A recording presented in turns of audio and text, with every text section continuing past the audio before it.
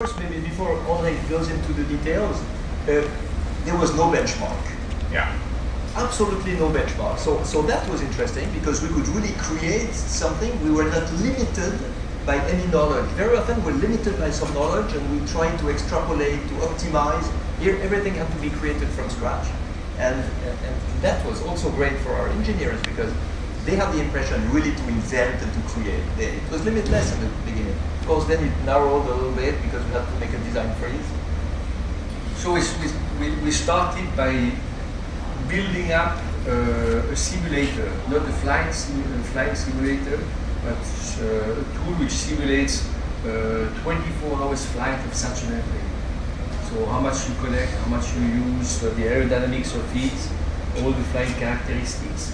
And then to be able to compare different solutions in terms of size, in terms of layout, in terms of shape, in terms of dimensions. And if you look at this airplane, finally we ended up with something which is quite conventional. I get very often the question, in terms of shape, very often the question, why did you do something completely crazy and with the circular wings or whatever? And I think the number of unknown was so big that we said, okay, the best way to achieve our goal is still to use what we know. And the conventional aircraft is something we know very well, to be able to integrate a completely new structure, completely lower wing loading, and of course a completely new propulsion.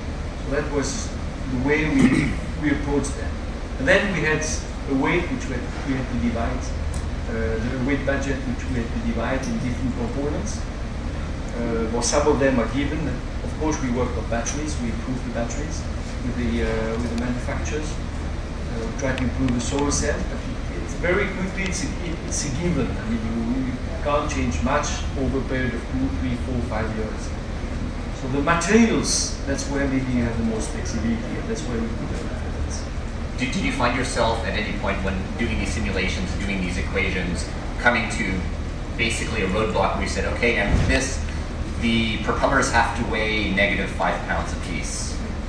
Did you find yourself at any of these places where some numbers didn't work and you had to back up now? Yes, change? that brings us back 5 years ago when I saw Andre starting to make a diet.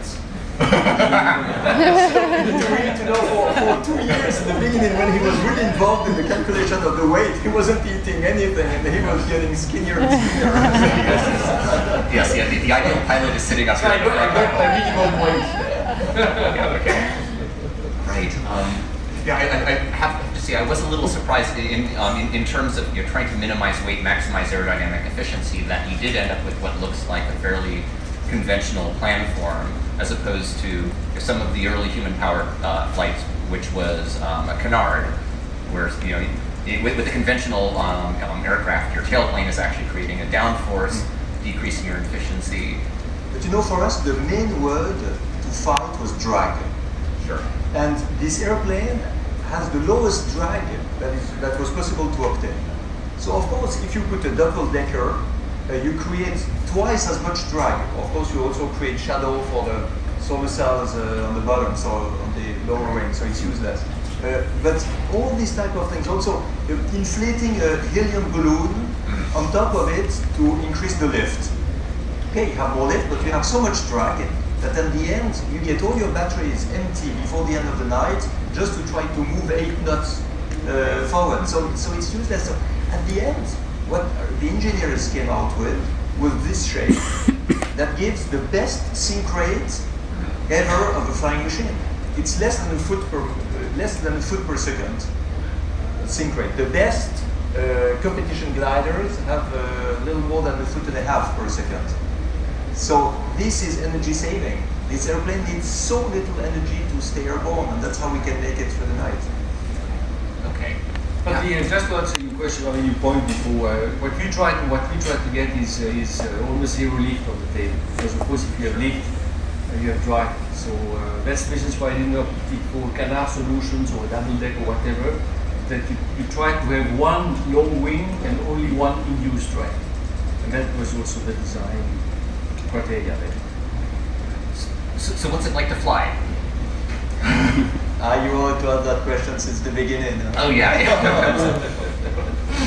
But all the way through the airplane before I tried it, so you have to answer that. I would look at it in two different ways. I mean, the first one is the question of energy. You can fly, you can take off almost empty battery in the morning. You can fly the entire day. You take off with the empty batteries You to save can weight. almost empty battery. Of course, you need some batteries, but if you will, If you save weight. Sorry. That's what you should. You have to remember it. Sorry. You could climb to 28,000 feet, Mm-hmm. and you can fill up the batteries totally. And if you land at sunset, this is energy you can provide to the grid.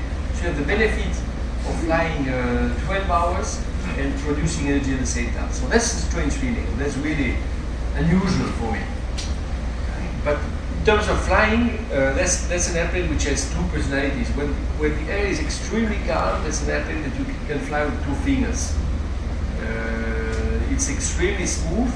It's extremely easy to handle if you understand how it reacts. That's a question maybe after, and Bertand certainly talk about that.